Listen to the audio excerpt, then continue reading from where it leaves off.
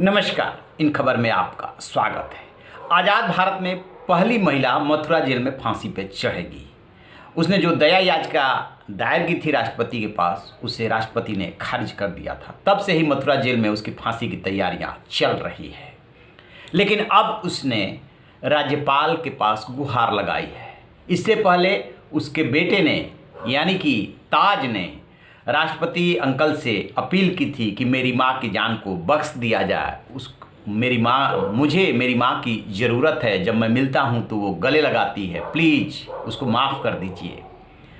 बच्चे की अपील है, स्वाभाविक है कि माँ जा रही है, वो अपील करेगा। इमोशनल अपील थी। लेकिन इस बीच अब खबर आ रही है कि जो उत्तर प्रदेश की राज्यपाल हैं आनंदीबेन पटेल, उनके पास जो है ये फिर से दया याचिका लगाई गई है। सबसे बड़ा सवाल ये है कि क्या राज्यपाल मृत्युदंड की सज़ा को माफ़ कर सकती हैं, वो भी तब जबकि राष्ट्रपति ने उसे खारिज कर दिया। राष्ट्रपति तीनों सेनाओं के साथ साथ न्यायपालिका का भी सर्वोच्च अधिकारी होता है। इसीलिए जब सुप्रीम कोर्ट फाइनल सज़ा दे देता है तब राष्ट्रपति के पास गुहार लगाई जाती है। और राष्ट्रपति को भारतीय संविधान के आर्टिकल 72 में ये अधिकार दिया गया है कि वो फांसी की सज़ा को आजीवन कारावास में बदल दे। आजीवन कारावास है, 10 साल का है, 15 साल का है, उसके सज़ा को कम कर दे। ये राष्ट्रपति को ही अधिकार दिया गया है। उसके लिए बाकायदे याचिका लगाई जाती है, उसके साथ डॉक्यूमेंट्स लगाए जाते हैं, ज़रूरत बताई जाती है कितनी इस व्यक्ति की ज़रूरत है, और सारी परिस्थितियां बताने के बाद जैसे ही याचिका लगाई जाती है तो जो प्रक्रिया है कि वो गृह मंत्रालय से रिपोर्ट मांगता है और फिर उस पर लीगल ओपिनियन लेकर के अपने विवेक का इस्तेमाल करते हुए वो उस पर अपना फैसला देता है।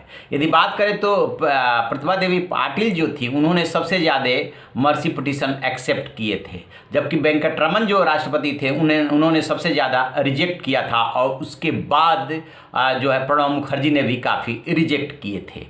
अभी जो शबनम का दया याचिका जो उसकी रिजेक्ट हुई है वो रामनाथ कोविंद ने किया है, लिहाजा वो आनंदीबेन पटेल के पास पहुंच गई है। आनंदीबेन पटेल क्या कर सकती हैं? आनंदीबेन सिर्फ इतना कर सकती हैं कि यदि कुछ नया तथ्य आया हो तो उसको वो फॉरवर्ड करके राष्ट्रपति के पास भेज सकती हैं। हालांकि तरीका यही होता है कि यदि एक बार मर्सी पिटीशन खारिज हो गया तो दोबारा दायर नहीं की जा सकती। लेकिन कई बार लोग इस तरीके के भी तरीका अपनाते हैं कि चले जाते हैं राज्यपाल के पास और राज्यपाल उसको फॉरवर्ड कर दे कि ये नई बातें आई हैं, इसको भी देख लिया जाए। खैर, वो तो कानूनी प्रक्रिया है, देखते हैं इसमें क्या होता है। लेकिन थोड़ा सा बैकग्राउंड में ले चलूं तो क्यों शबनम के साथ लोगों की सहानुभूति नहीं हो पा रही है, क्यों राष्ट्रपति ने उसकी दया याचिका खारिज कर दी? जब उस लोमहर्षक घटना को सुनेंगे तो आपका भी कलेजा मुंह को आ जाएगा कि ऐसे कोई लड़की जो जिस पे इसका भूत सवार हो कैसे कर सकती है कि वो माँ बाप जिन्होंने उसे पैदा किया, पाला पोसा और सिर्फ अब जिसको वो चाहती है उसको पाने के लिए न सिर्फ माँ बाप बल्कि भाई बहन भतीजा सबको उसने कुल्हाड़ी से काट डाला था। वाकया 14 अप्रैल 2008 का है, अमरोहा के बावनखेड़ी गांव का। हुआ ये था कि ये शबनम जो कि पढ़ी लिखी है, एमए है इतिहास और अंग्रेजी में, उसका गांव के ही सलीम पठान से इश्क हो गया था और घर वाले इस संबंध का विरोध कर रहे थे। लिहाजा वो क्या करती थी कि घर वालों को नशीला पदार्थ खिला करके और उसको घर पे बुला लिया करती थी। लेकिन जब उनको पूरी बात पता चल गई घर वालों को किसी तरीके से तो बहुत ज़्यादा विरोध करने लगे। फिर उसने सलीम के साथ मिल करके ऐसी खौफनाक साजिश रची कि पूरे परिवार को ख़त्म करने का उसने प्लान बनाया। एक दिन उसने जो है नशीला पदार्थ सबको खिला दिया, जिसमें उसके रिश्तेदार की एक लड़की आई थी, वो भी उसमें शामिल थी, और 10 माह के बच्चे तक को उसने कुल्हाड़ी से काट डाला था, बच्चे का गला दबाया था। एक ही परिवार के 7 लोग मार डाले गए थे। आपको बता दें कि इस केस को खोलने के लिए स्पेशली इंस्पेक्टर को बुलाया गया था जो कि उस थाने में हसनपुर थाना क्षेत्र में रह चुके थे। उन्होंने रात दिन लग करके इस केस को खोल दिया था। इसमें बहुत सारे गवाहों की गवाही हुई थी, लेकिन जब सेशन जज को फैसला देने की बारी आई तो महज 29 सेकंड में उसने फैसला सुना दिया था और कहा था कि रेयरेस्ट ऑफ द रेयर जो होता है यानी एक्सेप्शनल केस, वो ये फांसी की सज़ा लायक ही है। एक चीज़ और बता दें कि फांसी की सज़ा जब सेशन जज देता है तब फांसी की सज़ा देने का अधिकार तो उसे है, लेकिन उसकी पुष्टि हाई कोर्ट से करानी पड़ती है।